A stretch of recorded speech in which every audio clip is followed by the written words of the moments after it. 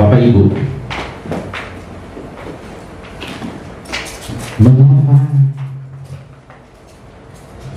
mengapa kita ini susah benar ya menjadi orang yang benar-benar benar di hadapan Tuhan? Mengapa kita ini susah benar menjadi orang yang benar-benar di hadapan Tuhan? Saya kalau melihat teman-teman saya, kalau menemukan orang-orang yang mengaku diri Kristen, tetapi sebagian besar daripada orang yang saya temui itu, mereka tidak menjadikan kebenaran atau jalan hidup yang Kristus ajarkan sebagai yang paling utama dalam hidupnya. Sebagai orang percaya, mereka hanya ikut rutinitas minggu ibadah, makan berdoa, tidur berdoa, dan menggunakan tata cara kekristenan dalam setiap kegiatan-kegiatan. Hanya seperti itu. Saya jarang, bahkan hamba Tuhan sekalipun, saya jarang menemukan orang yang sungguh-sungguh mau mengikuti firman Tuhan. Kenapa seperti itu? Karena mereka menganggap itu masih jauh. Karena mereka menganggap hidup jauh lebih penting. Karena orang menganggap itu masih jauh. Dan Tuhan maklum apa adanya. Yang menjadi perhatian manusia di sekitar kita adalah bagaimana bisa eksis di bumi ini.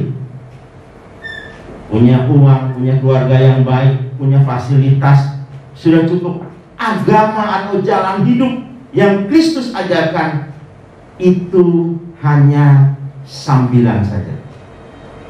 Kalau tidak ke gereja rasanya ada yang kurang. Tetapi kalau melakukan dosa tidak merasa itu berlebihan. Hari ini saya ingin mengusung satu tema yang sudah sangat umum, yaitu iman. Kenapa saya ingin mengusung satu tema tentang iman ini? Karena ketika saya mendengar pembicara mengajarkan ini, saya betul-betul tersentuh dan diberkati. Saya harap kita sama-sama belajar pada pagi hari ini, dan setiap kita tersentuh dan setiap kita diberkati oleh kebenaran ini. Bapak Ibu, ada 4 pertanyaan yang saya ajukan kepada salah satu guru sekolah minggu. Ada 4 pertanyaan yang saya ajukan kepada salah satu guru sekolah minggu. Pertanyaannya begini. 1. Menurut kamu, apakah iman itu? Lalu dia jawab, oh iya, kita percaya kepada Tuhan. Lalu saya tanya yang kedua, bagaimana agar kita beriman? Ya, kita baca Alkitab. Pertanyaan ketiga, mengapa kita harus beriman? Dia mulai tersenyum. Pertanyaan keempat, kapan iman itu digunakan? Dia mulai bingung. Bapak Ibu, guru sekolah minggu yang ditugaskan oleh gereja mendidik generasi berikutnya. Tetapi ketika saya tanyakan hal yang menjadi dasar kekristenan, guru sekolah minggu bingung. Jemaat pun kalau ditanya pasti beragam ceritanya, pasti macam-macam versinya. Pagi ini kita mau belajar tentang apakah iman itu. Coba kita buka dalam Ibrani pasal 11 ayat pertama. Ibrani pasal 11 ayat pertama. Demikian firman Tuhan. Iman adalah dasar dari segala sesuatu yang kita harapkan, dan bukti dari segala sesuatu yang tidak kita lihat. Iman adalah dasar dari segala sesuatu yang kita harapkan, dan bukti dari segala sesuatu yang tidak kita lihat. Kalau saya ibaratkan rumah Bapak Ibu atau bangunan ini Geraha Betel, Iman itu adalah fondasinya yang tidak kelihatan. Iman itu adalah fondasinya. Iman adalah dasar. Iman adalah fondasi. Dalam sebuah bangunan atau sebuah gedung, iman itu adalah fondasinya. Kalau gedung ini dibikin oleh arsitek atau perancang bangunan membuat 4 lantai, maka dia harus mempersiapkan dasar 4 lantai. Kalau ditambah 1 lantai lagi 5 lantai, mungkin sedikit ada masalah. Ditambah lagi jadi 6 lantai, ini lebih berbahaya. Kalau ditambah jadi 10 lantai, kalau terjadi sedikit goncangan, kalau terjadi angin yang kencang, terjadi gesekan, bangunan ini bisa rubuh. Tetapi fondasi yang kuat, iman yang kuat, angin, topan, bahkan tsunami tidak membuat bangunan itu rubuh. Jadi iman itulah fondasi dalam segala sesuatu yang kita harapkan. Iman itu adalah fondasi dalam segala sesuatu yang kita harapkan dan bukti dari segala sesuatu yang tidak kita lihat. Sebagai manusia, tentu setiap kita punya pengharapan, Bapak Ibu. Setiap manusia punya pengharapan. Tetapi apakah fondasi dari pengharapan kamu? Apakah iman yang kuat atau bukan? Kalau kita baca terus dari Ibrani pasal 11 ini, maka kita bisa membaca apa yang diharapkan oleh tokoh iman. Manusia hidup pasti punya pengharapan. Nah, kita lihat, kalau Ibrani menulis iman adalah dasar dari segala sesuatu yang kita harapkan. Kita lihat tokoh-tokoh iman, apa yang mereka harapkan dalam Ibrani pasal 11 ini. Ulang dari ini mulai baca Ibrani pasal 11 ini. 1. Kota yang mempunyai dasar, yang dibangun dan didirikan oleh Allah sendiri. Bagi kita, kota yang mempunyai dasar, yang dibangun oleh Allah sendiri adalah langit baru dan bumi yang baru.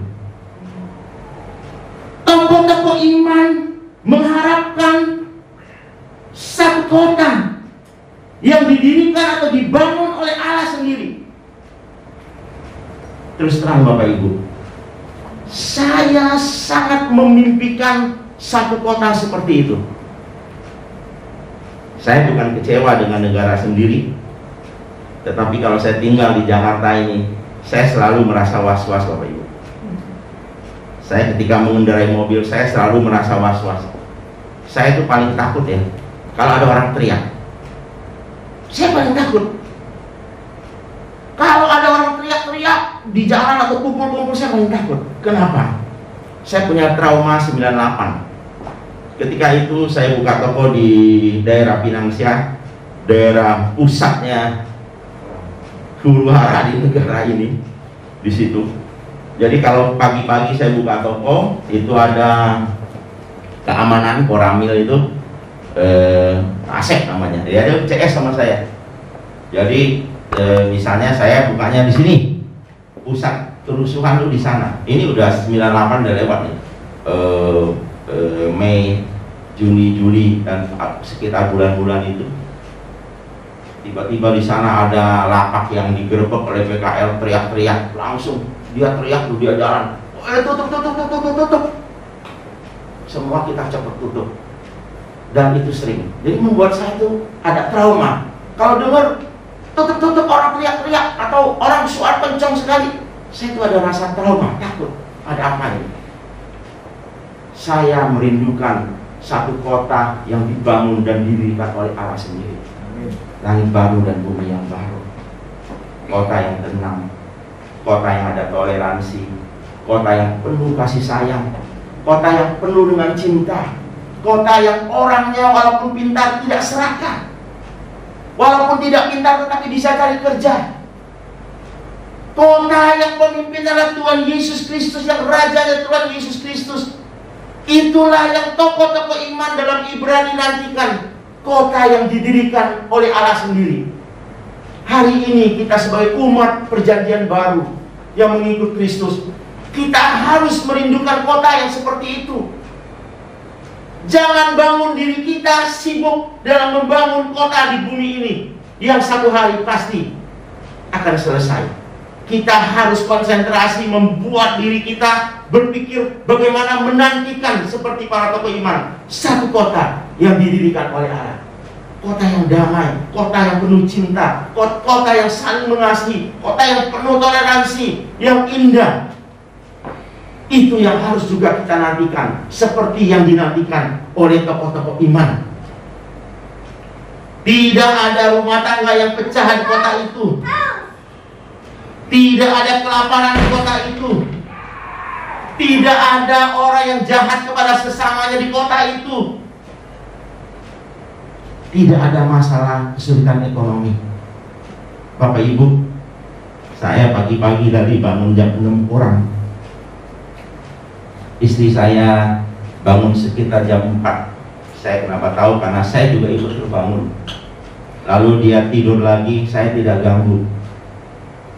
Saya keluar pakai mobil, saya jalan, saya ada kegiatan, saya jalan sampai jauh, sampai mau arah, mungkin saya jalan terus sampai Cililitan atau udah mau ke arah Bogor, saya jalan, saya ada urusan, saya jalan, saya melihat begitu banyak orang-orang yang begitu sulit ekonomi, begitu susah. Jadi Bapak Ibu, hidup di bumi ini bukan bumi yang didirikan oleh Allah sendiri, yang dirindukan oleh tokoh-tokoh iman. Dan kita wajib mengikuti iman mereka, yaitu menantikan kota yang punya dasar, kota yang didirikan oleh Allah sendiri, kota yang saya katakan ada toleransi, tidak ada orang yang kelaparan di sana, ada orang yang penuh dengan kasih di sana. Saya sangat mengimani ini. Yang kedua, apa yang diharapkan oleh tokoh-tokoh iman dalam kisah Ibrani pasal 11 ini? Dalam ayat 6 dikatakan perkenanan Tuhan atas hidup mereka. Tokoh-tokoh iman selain menantikan satu kota yang punya dasar yang didirikan oleh Allah sendiri, tetapi mereka juga mengharapkan diperkenankan hidupnya oleh Allah. Mereka menganggap bisa berkenan kepada Allah itu adalah sesuatu sekali, sungguh sangat sesuatu. Bapak Ibu, sebagai orang Kristen, kalau kita tidak menjadikan perkenanan Allah sebagai sesuatu sekali, betapa salahnya kita. Betapa salahnya kita. Kalau kita tidak merindukan, mengharapkan bahwa perkenan Allah itu adalah sesuatu sekali, betapa salahnya kita. Tokoh-tokoh iman ini menandikan dua hal itu. Satu kota yang didirikan, satu perkenanan Allah. Dalam Mazmur 143 ayat 2b, mari kita baca. Mazmur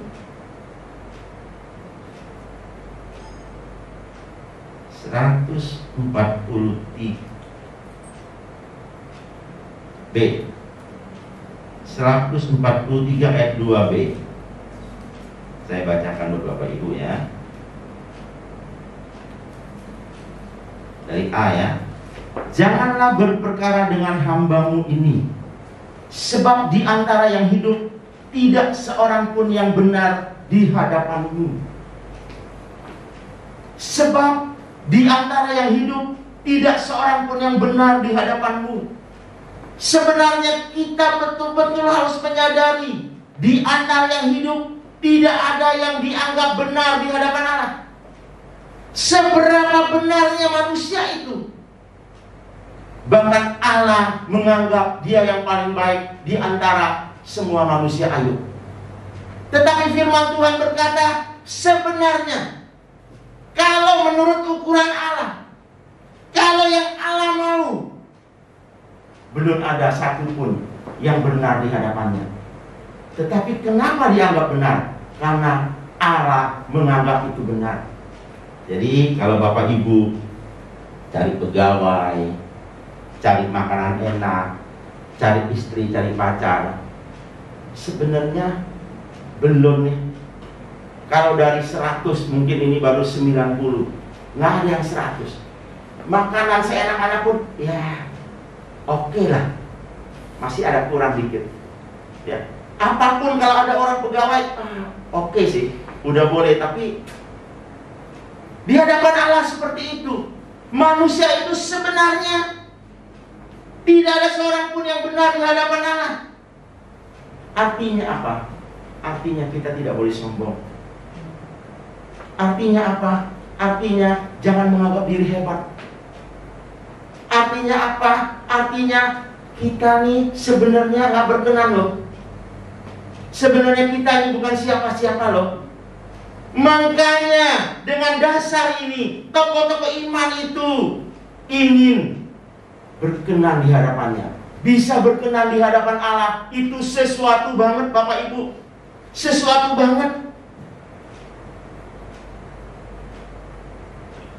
Kalau bukan karena perkenan Allah, kita tidak mungkin berkenan di hadapannya. Kalau bukan karena Allah murah hati, penuh kasih karunia, penuh kasih sayang, penuh cinta, kita tidak mungkin berkenan di hadapannya. Tidak mungkin. Tapi karena iman, bisa loh. Tapi kalau kita punya iman, bisa loh Allah berkenan kepada kita. Itu yang dinantikan, itu yang diharapkan oleh tokoh-tokoh iman yang dikisahkan dalam Ibrani 11. Dan itu harus menjadi iman kita juga. Jadi saya simpulkan, apakah iman itu? Iman adalah dasar atau fondasi yang kokoh atas segala pengharapan kita di jalan Tuhan. Dan kita yakin atas harapan itu, walau saat ini belum kita lihat. Saya simpulkan, iman adalah dasar atau fondasi yang kokoh atas segala pengharapan kita di jalan Tuhan. Dan kita yakin atas harapan itu, walau saat ini belum kita lihat.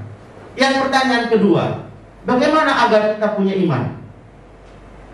Seperti yang saya tanyakan kepada salah satu guru sekolah minggu. Bagaimana kita punya iman? Kita buka Roma pasal 10 ayat 17. Roma 10 ayat 17. Demikian firman Tuhan. Jadi iman timbul dari pendengaran, dan pendengaran oleh firman Kristus. Jadi iman timbul dari pendengaran, dan pendengaran oleh firman Kristus. Dalam bahasa Yunani yang diterjemahkan firman ada dua. Satu logos, satu rema. Jadi ketika tulisan bahasa Perjanjian Baru menggunakan bahasa Ibrani, menggunakan logos, terjemahan Indonesia itu firman. Ketika tulisan bahasa Yunani menggunakan kata rema, Indonesia menerjemahkan juga itu firman. Jadi ada dua kata bahasa Yunani, yaitu logos dan rema. Tetapi di sini iman timbul dari pendengaran, dan pendengaran oleh rema Kristus, bukan logos Kristus. Firman di sini tidak menggunakan logos tetapi rema. Jelas untuk punya iman, jelas untuk punya iman harus mendengar rema Kristus. Punya iman bukan karena mujizat terjadi. Mujizat terjadi kepada teman saya, karena itu saya beriman kepada Kristus. Itu tidak. Mungkin you baru percaya kepada Kristus, you baru menjadi anggota gereja, kamu belum punya iman. Karena untuk punya iman harus mendengar rema Kristus. Mujizat terjadi kepada diri saya. Dari lumpuh bisa berjalan, dari buta bisa melihat. Dan saya percaya ini karya Kristus. Kamu belum punya iman, kamu hanya permulaan menjadi orang yang percaya. Karena percaya, lalu kamu dibaptis dan kamu menjadi orang Kristen. Kamu belum beriman karena kamu mengalami mujizat. Iman timbul dari pendengaran, pendengaran oleh rema Kristus. Bukan iman timbul dari melihat mujizat teman, iman timbul dari mengalami mujizat, bukan. Iman timbul dari miskin menjadi kaya, bukan. Tidak ada firman Tuhan berkata iman timbul dari miskin menjadi kaya. Dari miskin, tidak punya apa-apa, diberkati Tuhan, percaya kepada Tuhan. Oh, ini kasih karunia Tuhan. Kamu baru sebatas percaya, kamu belum beriman. Karena iman timbul dari pendengaran akan rema Kristus.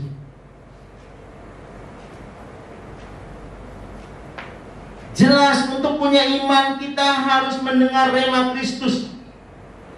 Cuman satu syaratnya, mendengar rema Kristus. Apa artinya rema Kristus itu? Kenapa penulis Alkitab Perjanjian Baru tidak menggunakan logos Kristus? Bapak Ibu, dari sekolah minggu, Bapak Ibu dari remaja, pembicara atau gembala sidang atau pendeta atau guru sekolah minggu selalu mengajar kita baca Alkitab, hafalkan Alkitab. Bahkan kalau sekolah minggu kita ingat ada ayat mas yang dibawa pulang. Lalu siapa yang bisa baca ayat mas dikasih hadiah oleh gurunya. Selalu. Kalau bisa 1 tahun perjanjian dari kitab Kejadian sampai Wahyu harus selesai dibaca. Itu bagus kan? Itu bagus. Itu bagus. Itu bukannya jelek, itu bagus. Itu bagus. Baca Alkitab itu bagus. Tetapi kalau sekedar baca, kalau sekedar tahu, kalau sekedar hafal, itu belum rema Kristus masuk ke dalam diri kita dan kita belum beriman. Baca Alkitab bagus, hafal Alkitab bagus, ulang-ulang perjanjian dari perjanjian lama sampai perjanjian baru selesai bagus. Tetapi itu belum rema, itu baru logos. Rema Kristus adalah perkataan Allah dalam hidup kita. Bukan hanya di pikiran, tetapi di hidup. Perkataan Allah di hidup kita. Firman yang masuk ke dalam hidup kita. Bukan pikiran saja, tetapi hidup kita yang kita jalani. Bagaimana firman itu bisa masuk ke dalam hidup kita sampai mengubah pola pikir kita dari duniawi menjadi rohani. Hanya satu caranya. Buka hati dan mau melakukan firman itu. Itulah sebabnya Tuhan mengizinkan berbagai peristiwa hidup terjadi agar kita diberi kesempatan mempraktekkan firman itu. Logos itu bukan sekedar tulisan mati di sebuah kitab dan hanya teori di kepala kita, tapi logos harus menjadi rema, hidup dan kita hidupi. Artinya begini Bapak. Dari kecil kita dinasehati oleh orang tua kita, sopan kepada orang yang tua, kita datangin, sapa duluan. Itu pasti melekat dan kita hidupi dalam hidup kita. Kalau yang benar ya, kalau anak yang benar tuh begitu. Bagaimana kasih orang jalan duluan, jangan itu diajar orang tua, terus diajar sehingga ajaran itu masuk ke dalam pikiran dan hati kita dan kita hidupi. Maksudnya rema itu atau menjadi iman itu seperti itu. Firman yang kita dengar, firman yang kita baca, firman yang kita gali, itu masuk ke dalam pikiran kita. Yang Tuhan katakan, ampuni mereka Bapa, karena mereka tidak tahu apa yang mereka lakukan. Bagaimana Tuhan begitu sedihnya ketika melihat orang tidak mengerti. Bagaimana Tuhan menegur orang yang pasti bisa binasa ini kalau tidak bagaimana Tuhan menjangkau, mencari jiwa terus menerus. Itulah pikiran rohani, itulah pikiran Kristus, itulah iman. Kalau orang terus mendengar dan mempengaruhi pikirannya, itu baru iman. Itu baru iman. Baru timbul iman di dalam dirinya. Logos menjadi iman karena firman itu, karena rema itu hidup beserta dengan dia, hidup di dalam dia sendiri dan dia hidupi. Dari hidup dalam daging menjadi hidup dalam roh. Dari mementingkan diri sendiri menjadi mementingkan maksud Tuhan. Untuk bisa seperti itu, orang-orang yang percaya kepada Kristus wajib, harus, kudu membuka hati dan mau komit melakukan seluruh logos Kristus agar menjadi rema. Kita harus punya niat. Kita harus banyak membaca firman. Kita harus mendengar. Kita punya niat. Apa yang bisa saya hidupi dalam hidup saya? Itu baru kita punya iman. Baru kita punya fondasi yang kokoh. Bila fondasi sudah kokoh, maka orang percaya pasti kuat menghadapi penderitaan hidup. Bila fondasi sudah kokoh, maka orang percaya pasti kuat menghadapi penderitaan hidup. Dan juga tidak jatuh bila mengalami keberkatan berlimpah. Bapak Ibu, jangan pikir iman lemah karena aniaya. Iman bisa lemah karena keberkatan. Kita lihat, mungkin ada pengalaman dulu aktif, rajin, ketika nikah dengan orang yang mampu, sudah mulai tidak aktif, tidak rajin dan melupakan Tuhan. Tetapi orang yang punya iman yang kokoh tidak jatuh oleh karena aniaya, oleh karena kesusahan hidup, oleh karena ketidakcukupan, juga tidak jatuh atau tidak norak ketika dia punya banyak di dunia ini. Itu orang yang punya iman yang kokoh. Itu orang punya iman yang kokoh. Luar biasa Bapak Ibu. Dalam Ibrani 11 ini kita menemukan dua sisi pelajaran. Bapak Ibu boleh lihat nanti pulang baca Ibrani pasal 11. Ada dua pelajaran yang diajarkan oleh penulis Ibrani. Sebelum ayat 35, kita menemukan hal-hal spektakuler terjadi. Sebelum ayat 35, dari satu ayat 35 diceritakan bagaimana Abraham, bagaimana Ishak, terus diceritakan keberkatan luar biasa Allah memimpin mereka. Itu orang yang punya iman, walaupun mengalami hal-hal spektakuler, iman mereka tetap kokoh. Tetapi ketika masuk ayat 35, tokoh iman mengalami penderitaan hebat, digergaji, disiksa luar biasa. Setelah masuk ayat 35, tokoh-tokoh iman mengalami penderitaan yang luar biasa. Mereka tetap kokoh karena iman, karena firman, karena rema telah hidup di dalam hidup mereka. Mereka menganggap apapun yang terjadi, saya tetap percaya kepada yang maha tinggi, Tuhan Yesus Kristus. Mereka tetap yakin di jalan Tuhan. Bapak Ibu, kalau orang yang tidak mengerti bahwa membutuhkan iman yang kokoh, kalau orang tidak mengerti bahwa rema itu harus hidup di dalam dirinya, hanya ayat Alkitab yang dihafal, hanya sudah baca dari perjanjian lama ke perjanjian baru selesai, tetapi tidak masuk dan dihidupinya, mereka mudah jatuh. Mereka seperti yang Tuhan katakan, perumpamaan bagaimana orang bodoh mendirikan rumah fondasinya di atas pasir, yang ketika badai datang akan hanyut. Itu yang Tuhan umpamakan.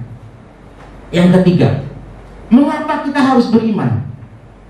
Mengapa kita harus beriman? Coba kita baca Lukas pasal 18. Lukas pasal 18 ayat 8b. Lukas pasal 18 ayat 8b. Firman Tuhan berkata seperti ini. Akan tetapi jika anak manusia Yesus Kristus itu datang, adakah ia mendapati iman di bumi? Kalau Tuhan belum datang, kita yang datang ke sana, yang Tuhan tanya, yang Tuhan cari, bukan siapa kamu. Apakah kamu pendeta? Apakah kamu gembala sidang? Apakah kamu gembala kecil, gembala besar? jemaat 100, jemaat 50, jemaat 1000, jemaat 100.000 sekalipun, Tuhan tidak tanya itu. Apakah kamu berprestasi di bumi? Bagaimana karya kamu di bumi? Apakah kamu atlet yang hebat, bintang film yang terkenal, artis yang begitu dinanti-nantikan penampilannya? Tuhan tidak tanya itu. Kalau dia datang atau kita yang datang ke dia cuma satu yang Tuhan cari. Adakah iman di bumi? Adakah anak-anak yang diajar setiap minggu demi minggu punya iman yang kokoh, yang seperti Yusuf? Kejadian pasal 9 ayat sekitar 8 atau 9, ketika dihafal kepada Nyonya Po, lalu Nyonya Po mengajak dia untuk bercumbu ketika suami Nyonya Po sedang pergi. Yusuf bilang apa? Seluruh isi rumah ini di bawah kekuasaanku. Bahkan Tuhan pun tidak lebih besar kuasanya daripada aku. Cuman Nyonya saja yang tidak dititipi. Bagaimana mungkin Nyonya aku melakukan kejahatan yang besar itu dan berdosa kepada Allah? Iman yang kokoh itu harus seperti itu ketika kita menjalani hidup di bumi ini. Kita menghadapi sesuatu, dan sesuatu itu kita harus pilih. Apakah kita iya dengan dosa, atau kita akan berkata, bagaimana mungkin aku melakukan kejahatan yang besar ini dan berdosa kepada Allah?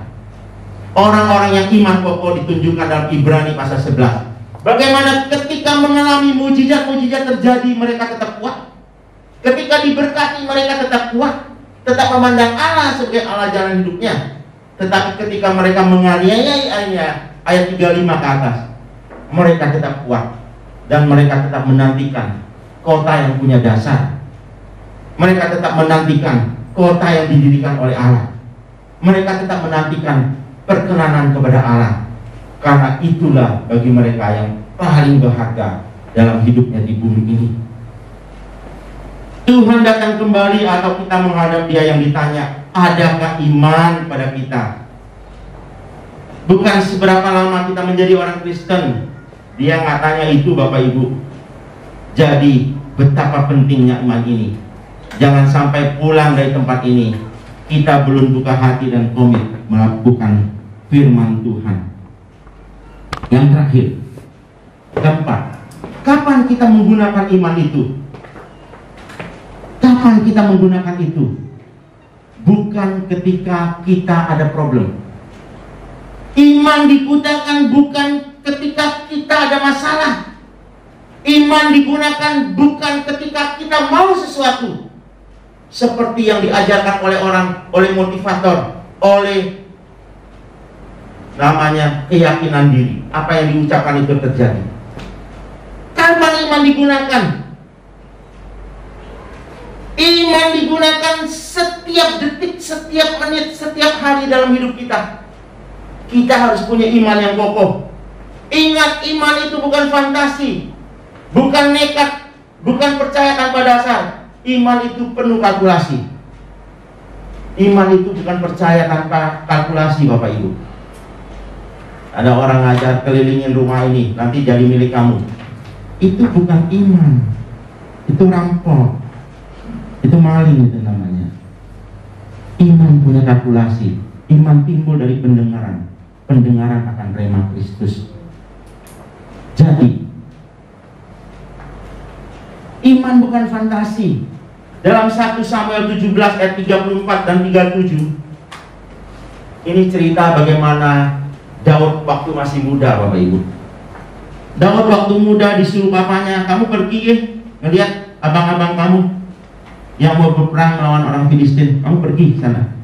Ya, kamu lihat apakah mereka baik-baik saja.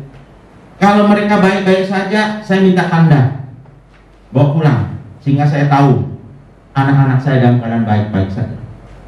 Dia datang antar makanan, di sana ada yang teriak-teriak, gua lihat jagoan dari Filistin yang tingginya 3 meter lebih. Dia dengar, kurang ajar, berani. Dia datang menghadap Saul. Dia bilang apa? Saul, saya akan maju. Dia punya iman yang kokoh, bukan fantasi. Dia punya iman kokoh, punya dasar. Dia bilang apa sama Saul? Saya ini menggembalakan domba papa saya, walaupun nggak seberapa.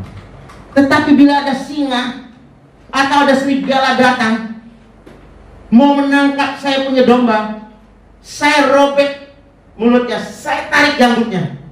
Bapak Ibu, kita kalau lihat singa kita kabur, Bapak Ibu. Daud, singa yang kabur kalau lihat Daud. Ada Om Daud kabur. Luar biasa. Daud punya pengalaman bersama dengan Tuhan. Orang yang punya iman adalah orang yang punya pengalaman bersama dengan Tuhan. Orang yang punya pengalaman sehingga dia berani berkata, kurang ajar ini orang yang gak bersunat, berani menghina pasukan ilahi, berani menghina pasukan ilahi. Digini doang sama Daud, digini doang. Iman harus dihidupi. Iman bukan fantasi. Iman bukan percaya di pikiran, tetapi iman dihidupi. Seperti nasihat orang tua yang mengalir dalam hidup kita, itu dihidupi dalam perjalanan hidup kita. Itu baru iman. Itu baru iman. Dengan kalkulasi juga Musa berani meninggalkan kesenangan sebagai pangeran kedua karena Tuhan. Dalam Ibrani 11 ayat 25, karena Musa lebih suka menderita sengsara dengan umat Allah daripada untuk sementara menikmati kesenangan dari dosa. Karena Musa lebih suka menderita sengsara dengan umat Allah daripada untuk sementara menikmati kesenangan dari dosa. Bapak Ibu, orang yang punya iman berani sengsara di bumi ini. Yang Tuhan Yesus ajarkan kita adalah pikul salib sangkal diri setiap hari. Itulah sengsara kita di bumi ini. Berani. Kenapa? Karena dia punya iman. Dia punya iman yang kokoh. Kenapa? Karena dia mengharapkan kota yang didirikan oleh Allah. Karena dia mengharapkan satu saat mendapat perkenanan Allah. Imannya kokoh. Musa pangeran kedua dari Firaun, orang penting di Mesir, berani loh hidup sengsara bersama dengan orang-orang Israel demi karena dia punya iman luar biasa. Mulai saat ini kita jadikan iman sebagai fondasi hidup kita dalam semua keputusan. Lebih baik menderita sengsara bersama Kristus daripada menikmati kesenangan dari dosa yang sementara adanya. Sementara adanya. Hidup enak, makan enak, dan segala sesuatu ini sementara adanya, Bapak Ibu. Sebelum saya tutup, saya ingin ingatkan. Selain saya ingatkan kepada Bapak Ibu, saya juga akan ingatkan kepada diri saya. Ingat, iman itu bukan barang mati. Ingat, iman itu bukan barang mati. Iman itu harus dijaga, dipelihara, dihidupi terus-menerus sampai dia betul-betul kuat, sampai kita mati. Hari ini kita kuat, punya iman yang kokoh. Kita bisa berkata seperti Yusuf berkata, bagaimana mungkin aku melakukan kejahatan yang besar itu dan berdosa kepada. Hari ini kita bisa seperti itu. Tetapi kalau kita tidak pelihara iman kita, kita tidak membuat dia bertumbuh, satu hari kita akan jatuh. Dan Daud ketika dia kalahkan Goliat, dia punya iman yang kokoh. Tetapi Daud ketika melihat Batseba sedang mandi, dia jatuh. Jadi artinya iman yang kokoh pun bisa jatuh kalau tidak dipelihara. Untuk itu beribadahlah, datanglah ke gereja, dengarlah firman Tuhan, geluti di rumah, baca firman Tuhan, geluti, supaya seberapa kuat kita. Kalau kita biarkan, iman itu akan mati, dan kita tidak akan melihat kota yang didirikan Allah, dan kita tidak akan berkenan kepada Tuhan. Amin. Puji Tuhan. Saya kembalikan kepada Mel.